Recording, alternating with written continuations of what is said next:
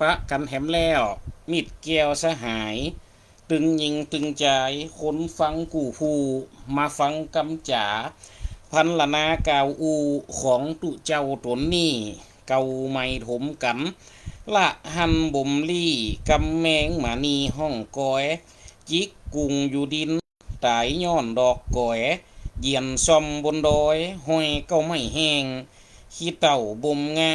โอยาบ่มแปงใจมาไปแปลงสาระนิตานังวิสารัทะหมอกอูเลนกำกอยคนฟังปีน้องขอจะไปถอยฮือเหมือนเปดอยกูนกหมาแห่คนฟังปีน้องขอจะไปถอยฮือเหมือนเปดอยกูนกหมาแห่เจริญสุขเจริญสีเจริญมีเจริญไหวเจริญจิตเจริญใจเจริญไปยังศรัทธาบรรดาเจ้าป่อนายแม่เจ้าปีนายน้องคนฟังกูคู่กูคนในรายการFM 106.50วิทยาลัยสงฆ์นครลำปางวิทยุเพื่อการศึกษาที่ได้มามาจ๋ามาพันละนาในวันนี้ซึ่งเป็นเดือนนี้แฮมว่าได้3 คำแฮม2 คำมาเป็นวันที่17นะมกรา17พฤศจิกาแต่ตักเข้ามานี่เดือนนี้ก็เลี้ยวไปนี่ได้บักกี่วันศรัทธาบรรดาพ่อแม่พี่น้องแต่ละวัดแต่ละบ้านแต่ละวาเฮากระต่างฟ้องกระฟังอานิสงส์พระตีบฟ้องกระฟังธรรมหาจาตุสำเร็จเสร็จไปเป็นบ้านสำหรับวัดแต่ละวาฟ้องกับปะเลี้ยวปะเดิกปะเดินฟ้องกระเลี้ยวที่1ที่2ฟ้อง6 โมงปลาย2 ทุ่ม3 ทุ่มแล้วแหละเนี่ยมันก็เหมือนกันในแต่ละตีแต่ละทางเนาะวันนี้ในรายการของเขานี่ที่เขาจะได้ปะปบกันในรายการ FM 106.50นี้อาตมาภาพพระดนุพลมุนิวังโส1 ชั่วโมงต่อไปนี้ที่เขาจะได้ปบปะกันนี้จนถึงเวลา1 ทุ่มของวันอาทิตย์ที่17สถาบรรดาพ่อแม่พี่น้องปะกันเมื่อค่ำยามแลงบ่เจือก็จะไปลบลูบ่อยู่ก็จะไปทำลายเปิ้นบ่ขายก็จะไปลู่ชื่อแม่นก็เปิ้นบ่ฮื้อก็จะไปลู่ขอของปอก็จะไปลู่แบ่งคนขี้แจงนี่ไผตึ้มไข่ไก่คนขี้ให้จังจุเปิ้นให้ตัวแม่นก็มันคนขี้ขโมยไผกระตึ้มไข่ไก่เนี่ยเพราะฉะนั้นศรัทธาบรรดาพ่อแม่พี่น้องทั้งหลายวันนี้เฮาก็ได้มาปะมาพบกันนานี่มันจะค่ำเว้ยกว่ากูนาน้อยนะครับเดี๋ยวนี้6 โมง 5 นาทีมืดล่ะนี่ตั้งนอกป้าโทรออกไปตะกี้ต๊ดพอดีกลัวผีแล้วมันมืดสถานทั้งหลายเนาะจะได้กับอย่างใดนานี่มันไม่ใช่มันหน้าหนาวหนาวเว้ยโตปีนี้กับปี1วันนั้นเดือนนี้ออก3 คำลมหนาวลองลิ่วล่ะนี่ศรัทธาบรรดาพ่อแม่พี่น้องวันนี้เฮากะยังว่านะศรัทธาทั้งหลายกิจกรรมทางศาสนากิจกรรมทางศาสนาเฮานี้ก็มีอยู่สเปดวันนี้ก็ย่ำจะเลี้ยวแต่นะอย่างกับวัดหลวงเจซ่อนเมืองปานนี่แต่ว่าเพิ่นยังเตะทำหลวงอยู่โลโอ้บ้านปืนบ้านใหญ่ตั้งทำลองขึ้นมาเตอะแต่คืนนี้เฮาก็ไปเตะมหาลาดมาเราเลี้ยงลำดาโซปูพามหมดตู้เอาไปเสียยังน้ำก็เอาไว้กินปลาเอาไปเสียยังนาก็เอาไว้กินเหนียวเอาไปเสียปะหิวก็กลัวผีจังงานศพจกไอ้ตัวสุขภาพร่างกายก็เป็นไปตามมันใจเพิ่นนักเนาะศรัทธาทั้งหลายก็ตั้งแต่เดือนนี้ออกมานี่มันได้อยู่สักวันกับเตือวันนี้ ก็ไปคุ้มสอบกันแล้วครับได้ปีกเขาวัดเขาว้ากับปีกเขาวัดเขาว้าได้สักเบิดลุดก็มาเตะเกตตีนเขาก็ถามไปไหนมาหาบไปถอนศาลาโอ้โตด้วยหลวงพ่อเจ้าคณะอำเภอและรองเจ้าคณะอำเภอตีบานสีบุญเหลืองวัดตุงตึงกระถอนพวกก็มาปีกเขาวัดพอนาฬิกาแต่ตัดมัดแม่นปาดเท่าได้อย่างเมืองเฮ้ยมาพอนาฬิกา5 โมงปลายพอจะดีเกิงเนี่ยอ้าวก็เลยจำเป็นต้องมาตั้งโน้ตบุ๊กออกรายการวิทยุ FM 106.50 เจริญพรคุณโยมน้ำใจจากสายทานนักสู่แห่งหลุมน้ำสอยเจริญพรครับตักเข้ามาไว้ซะสบายดีเนาะครับเนาะอาตมาภาพก็เป็นตึงไอเป็นตึงหลอดลมอักเสบปาดเท่าโรคภัยไข้เจ็บมันตึงมีสะปะมีตึงสะเป็ดมีตึงบักกอยเตดมีตึงมะละกอเราใส่ใจทั้งคู่ขานี่กำจะเลี้ยวนี่ตัวนะมันหูกลูกน้องคือบัตเตอร์เลี้ยวนี่มันหูกออกรายการนี่ก็จะฟากฟอนก็จะนอนรับขนทั้งพราดไอ้สักมอสักกำหลังจากนั้นมันหูกเจ้าแจ้งดีขวายงามก็จะเดินทางไปเตะทำจุจกที่วัดดอนแก้วอำเภอเมืองปานจังหวัดลำปางแน่เฮาเนี่ยไกลๆกันนี่ลูกหันแล้วมดก็โชดไปวัดแม่กุยกะไปปิกสมณเณรลูกเน้นไอ้ธนพลทาอาสา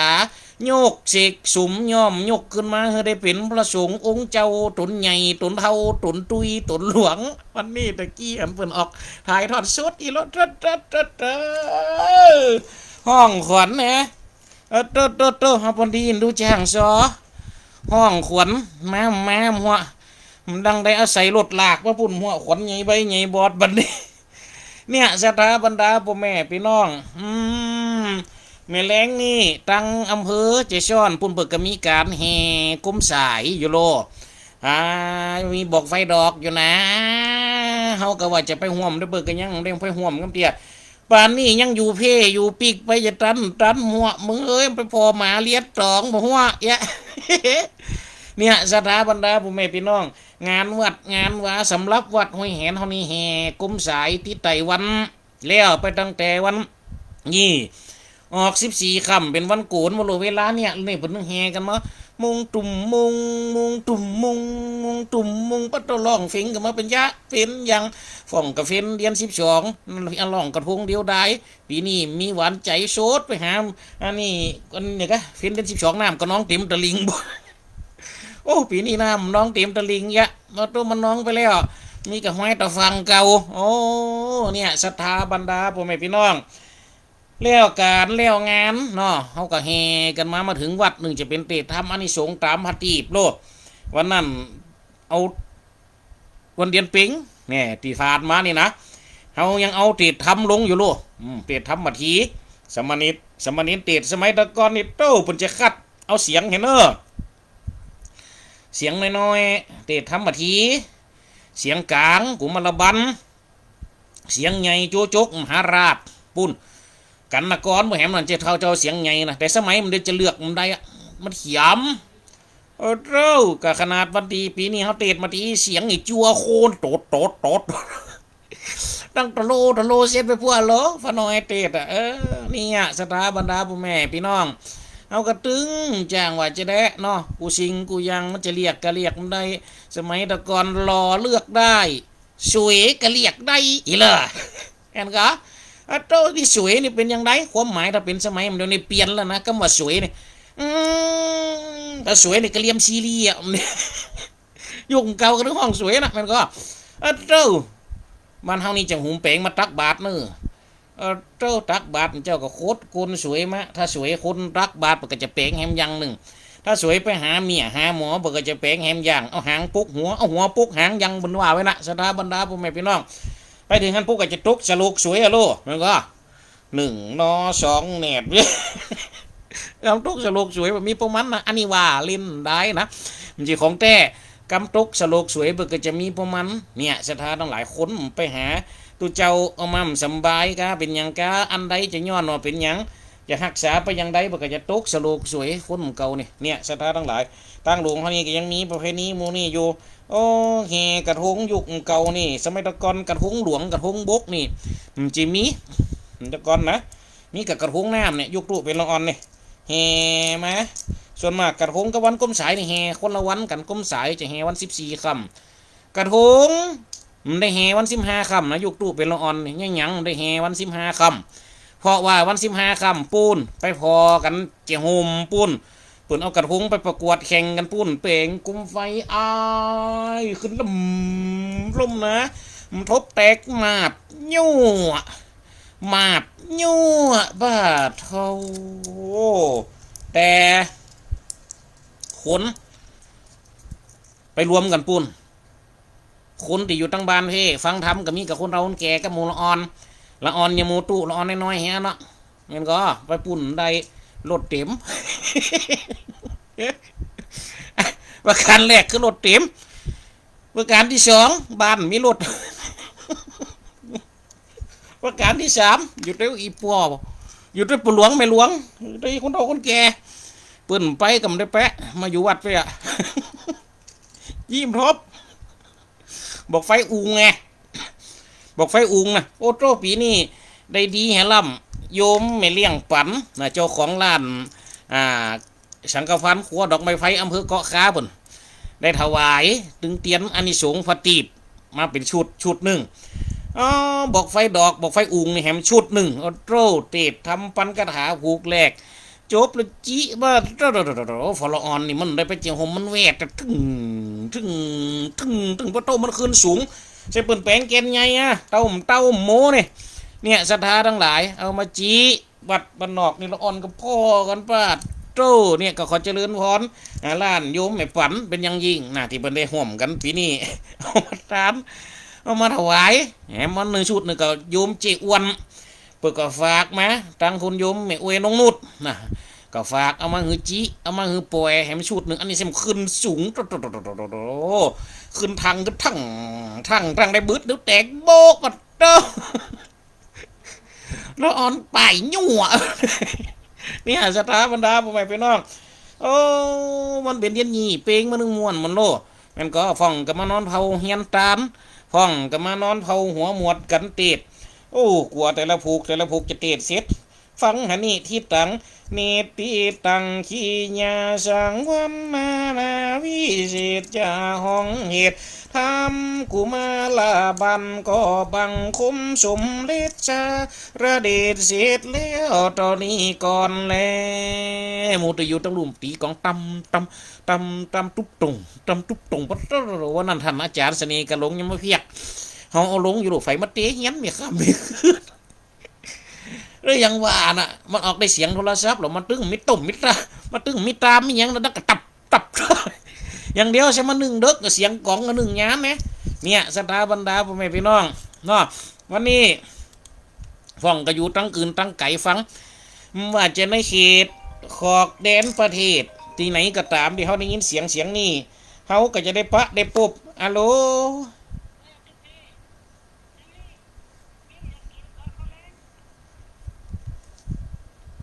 ออกวิทยุอยู่เนอะมีเอาวิทยุอยู่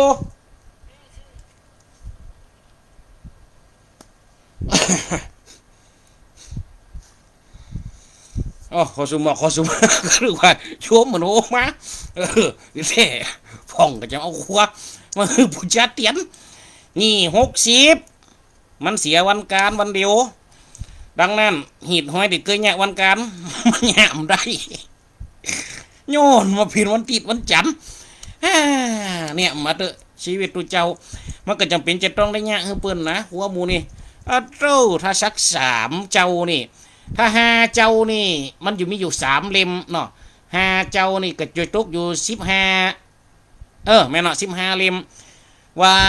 สะเดาะเคาะละมุดเอาไปจุดเนี่ยก่อนนะเอาไปขึ้นคันตั้งเขียนอันดับแรกเปิดเอามาสูงกันเลยปุ๊บเขียนสถาบรรดาพ่อแม่พี่น้องเขียนเมื่อเปิ่นเขียนละมุดเขียนละมุดถึงสะเดาะเคาะก็ถ้าว่า5เจ้าละ5เล่มสะเดาะเคาะ5เล่มหับโจก5เล่ม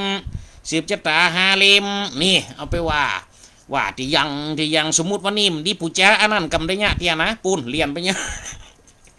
เอาไปอย่างวันปูนโอ้กินฟืดจุดเจ้าบนนอกปูจ้าเดียนดินะเนี่ยชะตาบรรดาพ่อแม่พี่น้องมันยังไม่มีความเจียมูนี่อยู่ลูกทั้งเพนะชะตาทั้งหลายสุมบอกสุมมาไฟตะนื้อเสียงบ่อยดีวันนี้นะโตก็เป็นหลอดลมอักเสบมาหลายวันเนี่ยสถาบรรดาพ่อแม่พี่น้องกันตั้งแต่ก่อนขึ้นเตะทำหมดแล้วลูกนะมันผูกก็จะไปเตะให้เพิ่นวัดดอนเกียวนะก็เต็มเม็ดเต็มหน่วยจะเต็มเม็ดเต็มหน่วยเต็มเม็ดเต็มหน่วยหัวบึดก็เป็นอย่างหนึ่งบึดก็เป็นอย่างหนึ่งเนี่ยสถาทั้งหลายแต่ก็พยายามจะทำมือดีที่สุดคนเฮามันหลังบึ่งกันกับเตาเอียดหรอกมันก็สถาทั้งหลายเพราะฉะนั้นวันนี้ที่ได้อูได้จ๋าได้ปุ๊บปะก็ได้เล่าเอาเลี้ยงยังไก่อะเขาก็เอาตำนานเกิดกระทงของภาคเหนือเขาเนี่ยลูก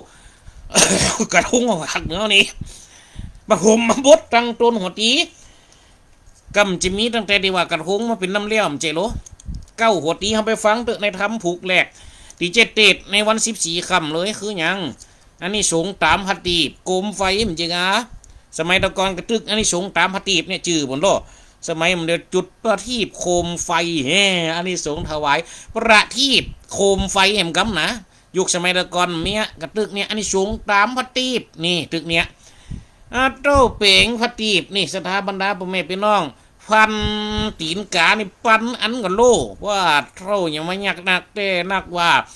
ก็เพื่อจะปูจาทำนะเนี่ยปันกระถาโลเปิดแปลงได้2 ชุดก่อนนะมีปันอันหนึ่งแหลมอันหนึ่งมี300นี่เขาจะจุดวันนี้สงตามพัตีบนะแห่กุมสาย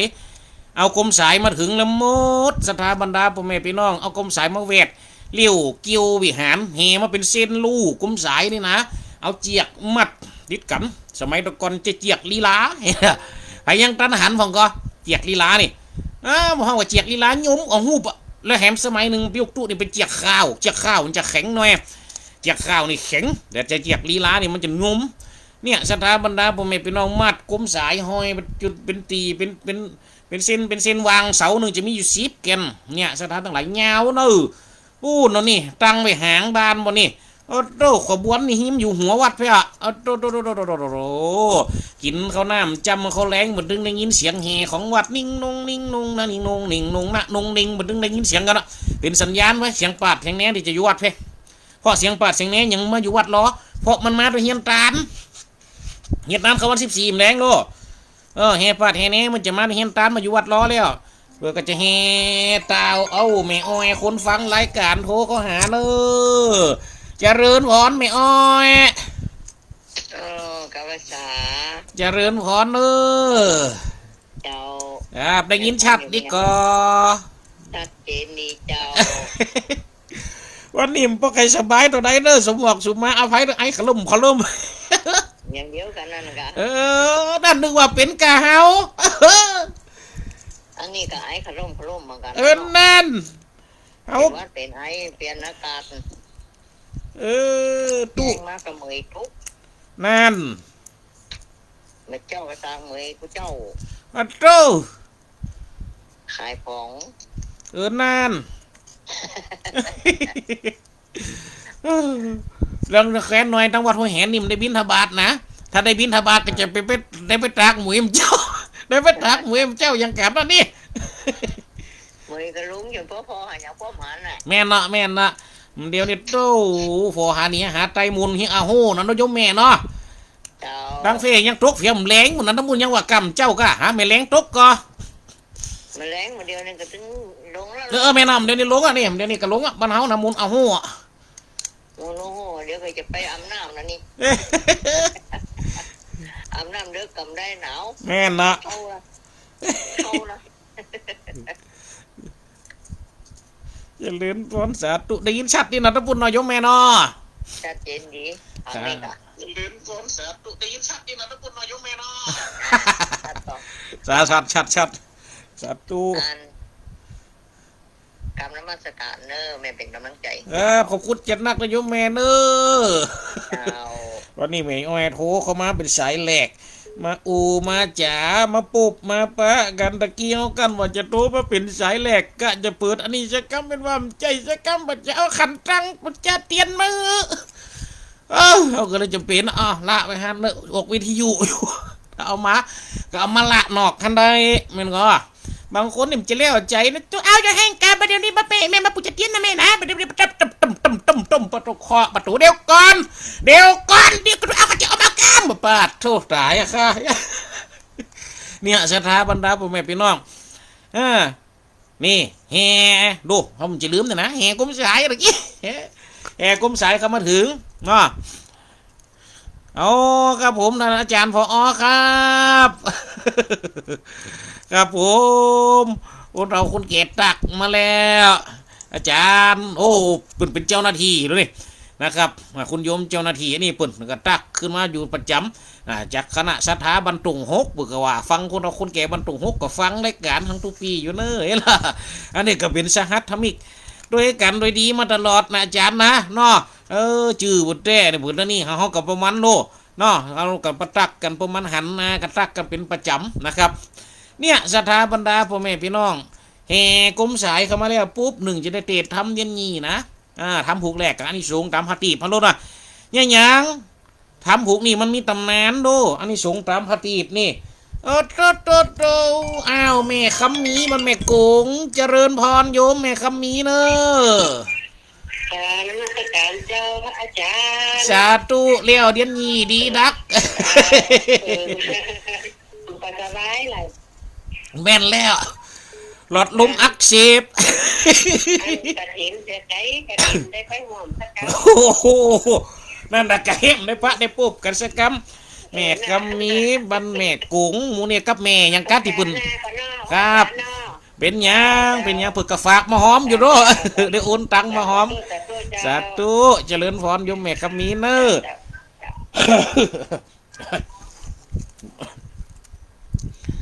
อ้าวต่อไปโยมแม่สีกุลมันน้องลองเนอะกับภาษาพระอาจารย์เจ้าเจริญพรโยมแม่สีกุลเนอะได้ยินชัดนี่ก่อตั้งปุ่นโยมแม่ชัดเจนดีเจ้าชัดเป็นวัดเขาโตยังดีกับเป็นวัดเนี่ยเขาเนี่ยเป็นหลอดลมอักเสบนี่เจ้าโตไข่หัวดังอย่างสวายโคเลยนี่น้ำมูกมันตึงน้อยนะนั่นน่ะลาตำลาดังอย่างแมวคู่กันนี่นะคอตัวเจ้า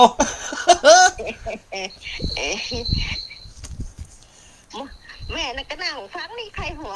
อยู่นี่เนี่ยหมอนดิ้นนะหมอนดิ้นแหละ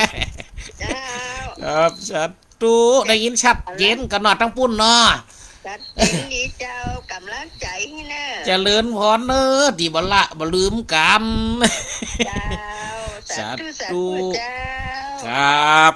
จะเลื่อนพรชัดตูนี่ก็เป็นคุณโยมนะครับที่เปิ่นจังโทเข้ามาอูจ๋า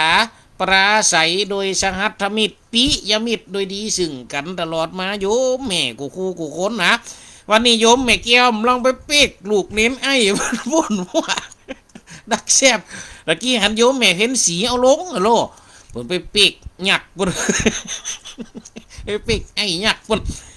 เนี่ยสถาบรรดาพ่อแม่พี่น้องเอาก็จะได้เล่าถึงตำนานแม่กาเพียกนี่โดยเฉพาะทำที่มันขวบพดเราทำที่มันอันเวท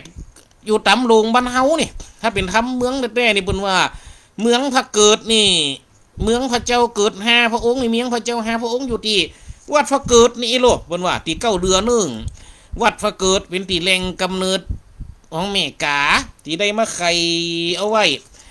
ที่เมื่อ9 เดือนนึงหิมแม่น้ำบานพระเกิดนี่ที่เขาจังไปอำเภอวังเหนือนะวัดพระเกิดถ้าเขาขึ้นไปตังลงตำบลตุงหัวตุงอัน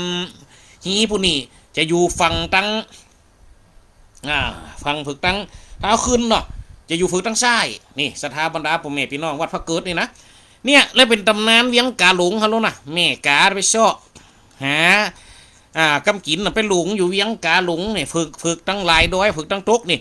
เวียงกาหลงปัจจุบันนี่ก็เป็นตำบลเวียงกาหลงหันเต้าเดียวโลสถาบรรดาพ่อแม่พี่น้องโอ้กาไปหลงหัน เนี่ยปีกไปกับท่ามทะลุทุทางไหลหลังทางน้องน้ำตีฟองเงาเหยือกปุ่นดีคุ้มเขือกสะยองได้9 เดือนเข้มน้ำปัดลงตามสายเสียงอาจารย์มันเป็นท่านนะ9 เดือนขวดทั้งอ้ายเมียแล้วใครกะเผือก5 แกนไหลฟูหมงลงมั่งล่างดูแกนแรกไก่เก็บใดก็เลยคือจื่อกะกุสันทะแกนที่2งัวนาคไปเก็บใดนี่ก็เลยจื่อโกนะขมานะแกนที่3เต่าเก็บใดก็เลยคือจื่อกัสปะแกนที่4งัวไปเก็บใดก็เป็นพระพุทธเจ้าเฮาในโลกโคตมะแกนที่5ราชสีเก็บใดก็เป็นพระศรีอริยะเมตไตรหรือพระศรีอานปัจจุบันนี่ยังลงมาเกิดกำเดียอยู่สวัสดิ์จันทร์ที่4ปุ่นเนี่ยสถาบรรดาพ่อแม่พี่น้องเป็นสันดุสิตะเทวราชปุ่น ฟังดู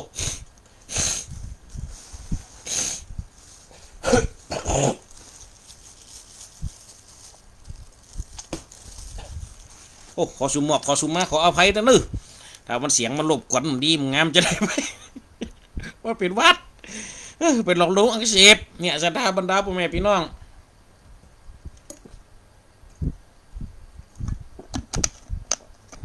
แวะปั๊มเนี่ยกำเติมน้ำมันให้หน่อยอ่ะเนี่ยสุดท้ายไข่5 แกนนี่ไหลไปคนตีคนตังกาละเวลาเพียมหยักเมกาเพียกปีกขึ้นมาโดยเสาะหาไข่จะได้กระตึงปุ๊บโอ้ห้องหาไข่ตั้งหายไปในเสาะจนปุ๊บไปอกแตกตายฮัลโหลเมกาเพียกเนี่ยเลยเกิดเป็นพระคะลิกาผมนี่ทำเมียงมันว่าจะอีหรออยู่บนจันสวรรค์จันฟ้าเมืองเมนเดือนเมียงผมปุ่นในคณะนั่นสถาบรรดาพ่อแม่พี่น้องคณะที่ไปตัวหาพระคาลิกาผมไปตัวหาใครนะเสื้อข้อซอห้ามปุ๊บละนะก็เลยอกแตกตายไปเกิดเป็นคาลิกาผมอยู่บนสวรรค์จันฟ้าเนี่ยสถาบรรดาพ่อแม่พี่น้องบุญก็ยังนำป้านำเฉลียวแต่อันเดนะสถาทั้งหลายโอ้อยู่เมินมาปุ๊บไก่ไข่ตั้ง5 ฟองแล้วก็ออกมาเกิดมาเป็นคนลักษณะเป็นปวดใจลักษณะงามแง่งามแต่เรือหลายฟังกรรมเวรตามอานิสงส์ปฏิพันธกะลักษณะองค์อาจงามแง่งามแต่เรือลายเกิดเป็นหน่อใจหาเจ้าเอาตนไฟเฝ้าดูแลพ่อเจ้าแม่เจ้าจนนาเมื่อมาลูกไก่กระทำแม่ไก่แลนะ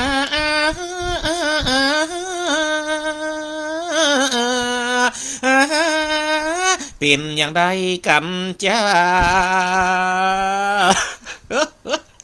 พระอาจารย์ไวยสาครับอาจารย์สลีนันตะมีอาหารพวกก็เก็บได้เราไปเค้นได้หัวเนอะทหารเก็บนี่ป้าทหารเก็บนี่เสียงแต่จะสูงถ้าเป็นทหารเก็บนี่มันต้องแต่จะปากดังเหรอเนาะทหารเก็บนี่จะปากดังคอมันยาวอ่ะเนาะโอ้โหเสียงปุ่มม่วนนะคอยาวนี่ยังกระจังถ้าคอยาวนี่เสียงปุ่มม่วนมันจะแต้มเพราะอันนี้วิจัยมาจากพระครูโสพลบุญญาภรณ์ก็คือไผ่ตุลุงทองเป็นแรกเป็นว่าโอ้เฮานี่เป็นเต็ดฟ้องกับเพียกเฮาโตกับมืนเชียงกับมืนขอสั้นเป็นว่ายังอึ้งเนี่ยกะเนาะคนอู้จะเปิ้งนะ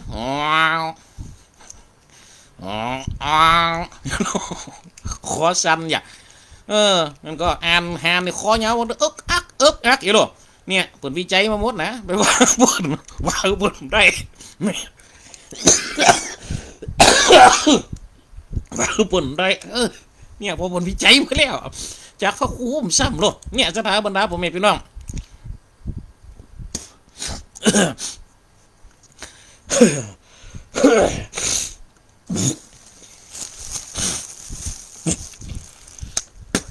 โอ้ยสุมาตัวนึงสักปะสปีดเนี่ยสถาบรรดาผมเองพี่น้องแม่กานะลูกไก่กับถามแม่ไก่ว่าแม่แต่เป็นไผหาลูกเคยหูแต่นะแม่เจ้าแม่ไก่ตัวเท่าก็เลยบอกนี่สถาต่างหลายกะกุสันทะก็เลยมาเขียนพระเจ้ากุสันทะฮันลูกไก่อ่ะกูนะครับนะนาคก็บอกให้ลูกเต่าจนแฮนอเจ้าแห่งลูกกาก็ใครหู้ว่าแม่ไปทางใดจะก็เดินตางมาจากคนที่คนตางตางมาสู่มาไขว่กันคนหนึ่งก็เดินมาตรังหนึ่งคนหนึ่งก็เดินมาตรังหนึ่งก็มายุกันดิจะมายุดกันดิตางหาแพงเนี่ยเต้อมาปะกันนี่ห้าแยกหอนาฬิกาอันนี้แล้วลูกตั้งได้มาโอ้อันตัวเรานี้มาจากแม่ไก่แล้วอันนี้แล้วลูกไหนมาอันตัวเรานี้มาจากพญานาคแล้วอันนี้แล้วลูกไหนมาอันตัวเรานี้มาจากแม่โคแล้วอันนี้แล้วลูกไหนมาข้านี่มาจากแม่เสือแม่สิงว่ะป้าตัวอย่ามาคนตีคนตรังยีได้มาเข้ามาอูมาจ่ากันนี่กันว่ะเข้ามาอูมาจ่ามาตักกันจะไปไหนตัวลูกไก่ข้ากำลังจะไปตัวไอ้ซ่องหาอีแม่นะอีแม่บอกว่าข้านี่มันจะลูกไก่นะเดิมทีข้าได้เป็นไข่เก็บมาอีแม่เอามาอวบไปนะอวบไปหลายฟาดลาปีไข่ก็เกิดมาแล้วก็มาเหมียนเป็นเหมียนจ้านนี่นะข้าก็เลยบอกเป็นพลาเป็นมานี่เนี่ยแล้วตัวโลกคานี่เป็นลูกนาคนะแม่นาคก็เก็บข้ามาไว้ปกตินาคนี่ใครจะใครออกทั้งปากและแม่ข้าก็ด้วยว่าข้ามันได้หักข้าออกมานะแล้วก็จะได้ข้าเกิดออกมาเนี่ยข้าก็เลยตัวมาหาเนี่ยแล้วตัวโลข้านี่เป็นลูกเต่านะแม่เต่าเก็บได้แม่เต่าไปฟักไปว่าไปเลยก้าหังถึงจะมีขนเลยอย่างไรมาฟักไปอวบดินกะตีนจกเป็นมงองค์ขรงหันยูเขาก็ใส่บึกกับยูดินเขาถมเกิดออกมาเป็นข้าเนี่ยและแห่งตัวโลข้านี่เป็นลูกงัวนะป้าโตอันนี้กูตึมเจียงัวพักไข่จะไม่ได้อย่างตัวใหญ่กับแม่ก็ใส่หมูมากแตกมันก็ใจอีแม่เป็นเรื่องได้บุญเนี้ยปรมีหังเปิ้นเนี่ยเอาเฟียงถมไว้ข้าก็เกิดมาก็เลยกลายมาเป็นลูกงัวนี่แฮมอันแล้วลูกลาดจะสีฟาดเจ้าของกินเนี่ยมซ้ำลังกูตายโดนกินในนอนข้ามกินไปแม่ข้าก็มาตุ้ยหาแม่ข้าเหมือนกันในเมื่อต่างกับใครหู้ต่างฝ่ายกับต่างเป็นโยคีมานะเนี่ยสถาบรรดาพ่อแม่พี่น้องโยคีต่างหากับมาอธิษฐานหรอเนี่ยก็เลยกลายเป็นมันเป็นลัทธิปู่เจ้าไฟมันเป็นลัทธิแบบมันมีความเชื่อเป็นลัทธิในการปู่เจ้าไฟมาก่อนโยคีดังแฮก็เลยป้ากันอธิษฐานเป๊ะเฮาต่างฝ่ายกับต่างไข่หู้พ่อแม่เป็นไผเหมือนกันเพราะฉะนั้นทั้ง5คนเราเอายอบนั่งแบบป้าตนลงฟอร์มกันบึกป้าตู้อธิษฐานเขาตึว่ะข้าไข่หู้ลูกข้าไข่หู้พ่อแม่ข้าเป็นไข่ขอคือได้ผากดได้ต่อหน้าตั้งใจจิ้มเถอะอธิษฐานบทเดียวกัน5คนเหตุการณ์นี่ดังขึ้นไปเพียบุญสวรรค์มวงแมนแดนผมจันฟ้าปุ่นพระคาลิกาผมป้าโตหูหันเสลูกเตาออกมาทะเลงกายกับเป็ดลงมาเป็นแฮมคือเป็นแม่กาดังเก่าเนี่ยสถาบรรดาพ่อแม่พี่น้องลงมา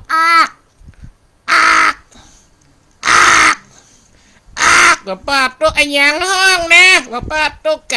ายังไม่จะขาวสร้างล่างอันเนี้ยเป็นแม่กาเผือกนะลูกลูกแม่มาตัวหาลูกแล้วข้า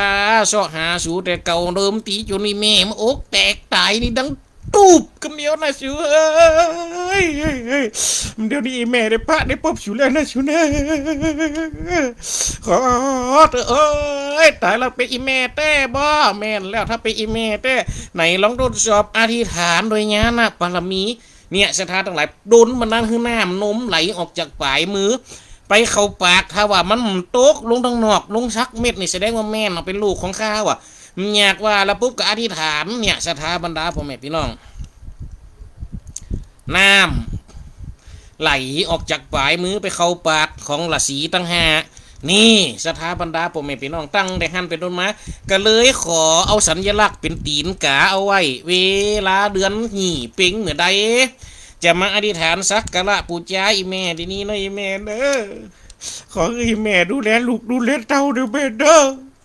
แม่จะไปขึ้นสู่สวรรค์จันทร์ฟ้ากันเลยสู่เด้อสู่ถึง5 คนก็หักกันเด้อว่าแล้วปุ๊บแม่กาเพียกกะลาขึ้นสู่สวรรค์จันทร์ฟ้าเมืองผมลูกเต้าทั้ง5 คนก็ขอห้อยตีนของอีแม่เอาไว้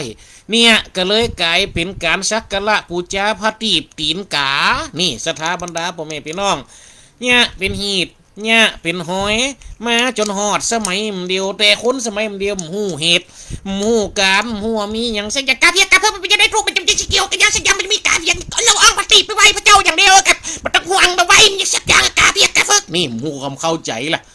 ต้องอธิบายให้ฟังกันเป็นยังให้ก่อนมันมีตีมาอย่างอีเนี่ยสุดท้ายลูกทั้ง5 คนแรกตีไก่เก็บใดกะกุสันทะก็มาเกิดเป็นพระเจ้าองค์แรกของพัทธกัปนี่โลองค์ที่ 2ทัดมากับกูนะคามนะเกิดมาเป็นลูกนาคเป็นพระเจ้ากูนะคามนะนาคเก็บใดกัสสปะเต่าเก็บใดก็มาเกิดเป็นพระพุทธเจ้ากัสสปะโคตมะกับพระพุทธเจ้าของเขาเนี่ยพัทธกัปองค์ปัจจุบันเดียวเนี่ยพระสักยะโคดมเขานี่งัวเก็บใดหรอเนี่ยก็เลยชื่อโคตมะสีอริยะเมตไตรหรือพระสีอานอยู่บนสวรรค์เมืองเม้นเดนตะวัดติงสามหาจันฟ้ามุรสิทธิอันจันดีสีบุญล้อลงมาเกิดวันดิโลกวิปโยคไล่ซึ่งความไล่ซึ่งคนยี่เคยมีความเมตตาไล่ซึ่งคนที่มีความกรุณามุทิตาซึ่งกันและกันว่าไปว่ามาแล้วเนอแม่ยายแก้วบรรกาศโป่งสดมาแล้วเจริญพรโยมแม่ยายแก้วเนอโอ้จบปะกาจบกำเตียโหลรวมลังไปเปีกเน้นไอ้มากาโยมไม่ยายกำลังหาจะลงรถได้ยินเสียงอันวิทยุดังว่ะอันไม่จะแก้ไปไหนบัดโอมาใครจะไปอันเป๊กอันยักปุ่นอีกไปบอกมันนะไปบอกมันนะมันพูกก็มั่วอาจารย์ก็ไปอย่างทุ่งโลตายกำลังลงเข้าบ้านแล้วเปิดวิทยุไม่จะแก้ถึงโทรมาใครไปบวชไปเป็นเนี่ย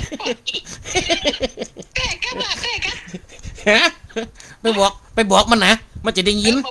อกคู่กันได้เนี่ย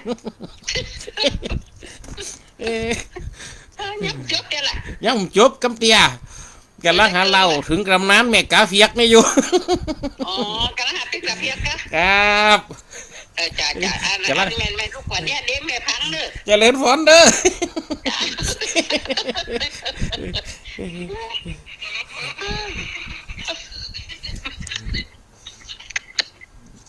เอาใหญ่แล้วเนอะไม่ยายเกี่ยวมาได้ยินพอดีกันไปเล่าขวัญนิ้นไอ้ยักษ์ใช่มันผูกจะไปหักแกอยู่นะไปเปีกแกอยู่ป้าเรามาหักคอเขาจี้น้ำพริกแกก็ได้เนี่ยสถาบรรดาไปเจริญพรคุณโยมแม่เพ็ญสีสุธาเนื้อตักเข้ามาแล้วไปวัดแม่กุ้ยมาเนาะเนี่ยสถาบรรดาพ่อแม่พี่น้องอันนี้ก็เป็นสหธรรมิกแห่งคนหนึ่งเนาะโอ้โหวันนั้นวัดนั้นเฮามีกฐินฟอมกับวัดอันตรงตองเปิดมากินสลักตรงตองก็ลวดมากินสลักลวดเอาสตังกฐินมาหอมตัวนี่นะพอถึงแม่เกี่ยวถึงแม่ยายมแม่ยายเกี่ยวยมแม่เพ็ญศรีมาหมดมานะเนี่ยสถาบรรดาพ่อแม่พี่น้องก็เลยกลายเป็นตำนานนี่อันก็แม่กาเฟียกพระเจ้า5 พระองค์นี่เนี่ยมาเล่าวังหนาสตาทั้งหลายบางคนเนี่ยประตันเป็นไว้กันไว้จะไปสหากาเฟียกกาไฟยัง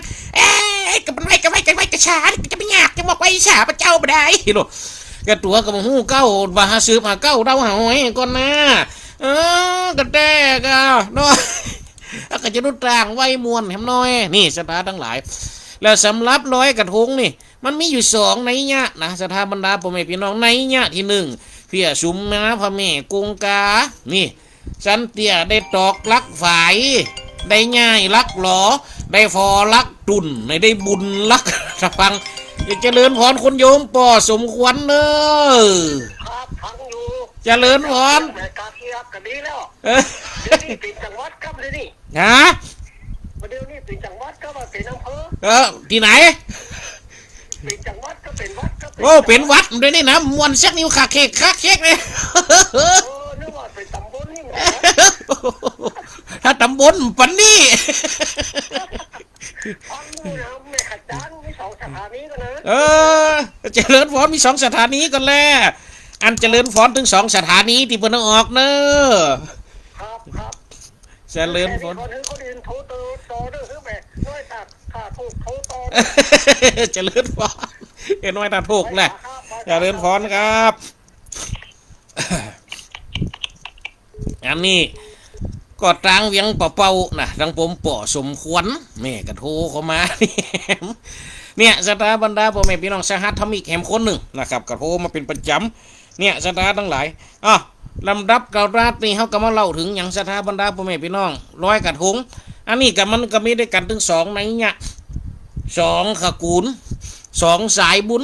แล้วแต่ไผจะเลือกเอาเนาะโอ้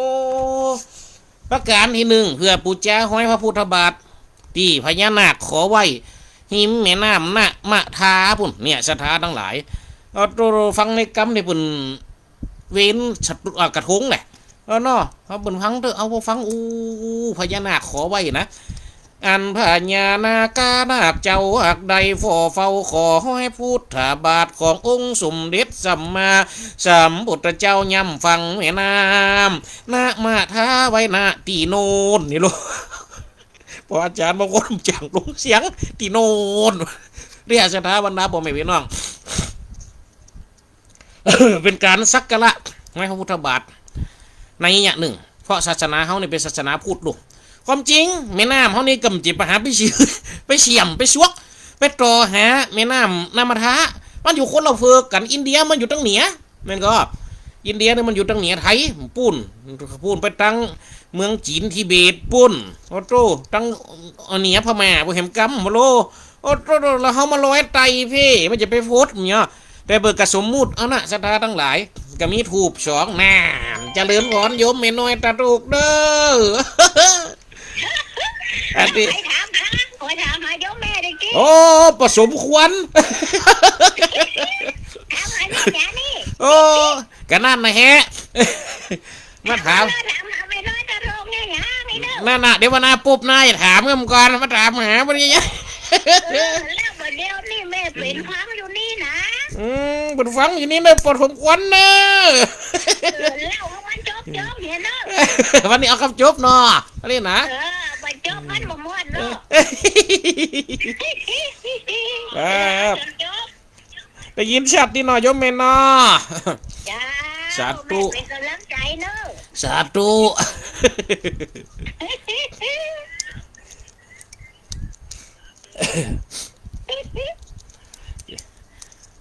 อันนี้ก็เป็นโยมแม่น้อยบ้านถาโถกนะสถาบรรดาพ่อแม่พี่น้องที่เบิกกันโทรเข้ามาเป็นสหัสธมิกดีดีดีอูได้จ๋าเนี่ยพอสมควรถามมาเปิ้ลสุดท้ายผมฟังอยู่ผมได้ยินนะพอสมควรนะเนี่ยแหมอันหนึ่งแหมไหนเนี่ยหนึ่งที่เขาไปร้อยกระทงก็เพื่อยังเขาไปพอเถอะพุทธายังพุทธบาทเขาจะมียังองพระตีบ2 องเนาะเตียนเตียนเซก็คือถูบเนี่ย3 เล่มอันนี้ถูบ2เตียน3เหตุสักการะปูจาก็คือเอากุนอย่างกุนพระพุทธเท่านี้โลเนี่ยสถานทั้งหลายไปพอเด้อบางทีกำเจเตียนเซบางทีกำเจเตียนเป็นเล่มขี้พึ่งปากเขาหัน2 เล่มเนาะอ้าวเจริญพรโยมแม่บัวไข่เนอะฮัลโหล จ้า เจริญพรนะโยมแม่บัวไข่ วัดไม่ซื้อไปเหี่ยวันนี้วันผูกมาได้ไปนี่ โอ้มได้พบกันนั่น บุกปอบกันแล้ว เอ้ยหมู่เดียวกันบ่ได้ปะกันเห็นแล้ว แม่น้อยกับไปแม่น้อยพ่อหาเสนอ ไปจับกันกาไปคนเวลากันเฮียก้านี่นั่นน่ะวันนั้นกันได้ปุ๊บกันใช่ครับวันนั้นกันตรงกันเนาะโยมแม่เนาะอย่างนี้ปะกันปะกัศนีกะหลวงกะหลายเลยวันนั้นเลย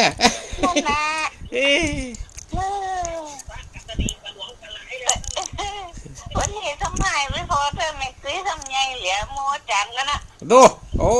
นี่นะ พ่อแม่เป็นหูหวย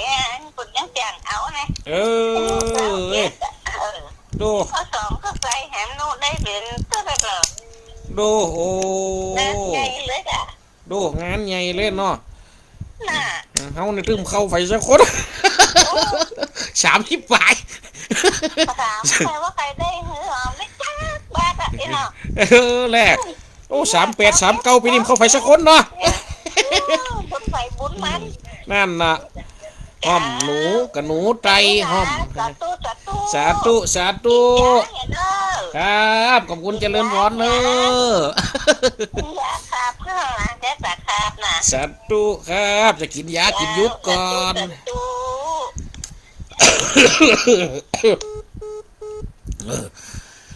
เสียงอะไรจะออกไม่ปุ่นเพราะไข่ม้วน เนี่ยสตาบรรดาผมไม่ไปน้องว่าเจ้าปีนี้เป็นเอาอายุของลูกเน้นไอ้ดูโอ้บดใดกันทืดๆทัดป้าอายุของสนีกาหลวงกับตุเจ้าด้านนุพลจะมาเข้า เอามาเข้าไปสักคนเหรอปีนี้เนี่ยสถาทั้งหลายเนาะห้อมบนลังจะได้ห้อมบนลังจะมีแม่นก็ห้อมหนูกับหนูไตห้อมในกับใส่เหี้ยว ห้อมได้กินหมูจักแล้วคืออย่างการมันหามันฮีเนี่ยสตาบรรดาพ่อแม่พี่น้องเพราะฉะนั้นเนาะที่เขาจังหันถูบ2เนี่ยก็เป็นยังถูบ3ก็เป็นการพูดจาถึงกูพระพุทธเจ้านี่ก็โลมันก็มหาการุณาธิคุณวิสุทธิกูคุณปัญญาธิคุณของพุทธเจ้ากับถูบ3 เล่มเตียนเนี่ย2 ดอกกับพุทธเจ้าพอทำกับวินัยเนี่ยบางทีบางแห่งกับเตรียมเข้าไปแหมเนี่ยเตรียมยังเข้าไปเตรียมองค์พระตีบเข้าไปให้2 องค์เนี่ยเป็นการพูดจาอย่างพระแม่กงกาโกธากแรกก็เพื่อจักใดนำมาสุ่มมาการาวาพระแม่คงคามาดแมนผู้ค้านี่นะได้ตอกลักทุนได้บุญลักฝ่ายไหลใหญ่ลักเด่นได้ถมน้ำสิ้นน้ำหุยน้ำลงไปตามห่มหุยขันนาก็ได้ผู้จาสุ่มบอกสุ่มมากงกาเมเจ้าหรอกสุ่มหมอกสุ่มมาเนี่ยสถาบรรดาผมไปน้องหูดังต่ำหมดเลยนี่ เนี่ยสถาทั้งหลายก็มีเพิ่มเข้าไปแหมเป็นองค์พระตีบแหม2 องค์นี่เป็นการปูจ้าพระแม่คงคากันอยู่ในควกกันเดียวกันอยู่ในกระทงอันเดียวกันนี่สถาบรรดาพ่อแม่พี่น้องแหละ83นี่มันอันเนาะโอ้ท่านเสน่ห์กาหลงแสดงความคิดเห็นเขามานี่83นี่มันอันเนาะ3883นี่นะโอ้อายุเขานี่อันโลนี่อันนี่โอ้โตอายุของเขานี่ถ้าจะไปรวมกับน้ำหนักนิ้นไอ้เนี่ยจำปัวกันเตี่ยไม่ใช่จะ100 ปลายพวกน้ำหนักนิ้นไอ้นี่นะเอาเรียกหนึ่งน้ำหนักนิ้นไอ้ไป3 ตัวถ้าเข้าท่า วันผูกเลยไปปะกันปุ่นเนออาจารย์เสน่ห์กะหลงจะล่องไปก่อนอาตมาภาพดนุพลมุงิวังโสนี่เจ้าก็จะเตะทำจุกนี่ฮะก่อนนี่ตีวัดดอนเกียวอำเภอเมืองปานเนี่ยสถาบรรดาผมแม่พี่น้องวัดดอนเกียวเมืองปาน เพราะฉะนั้นสถาบรรดาผมแม่พี่น้องไผตีจะไปปะไปปุ๊บกันกับไปปะกันตอนบ่ายเนอะวันผูกนะไปปะกันตอนบ่ายไปหันกันปุ่นเนาะ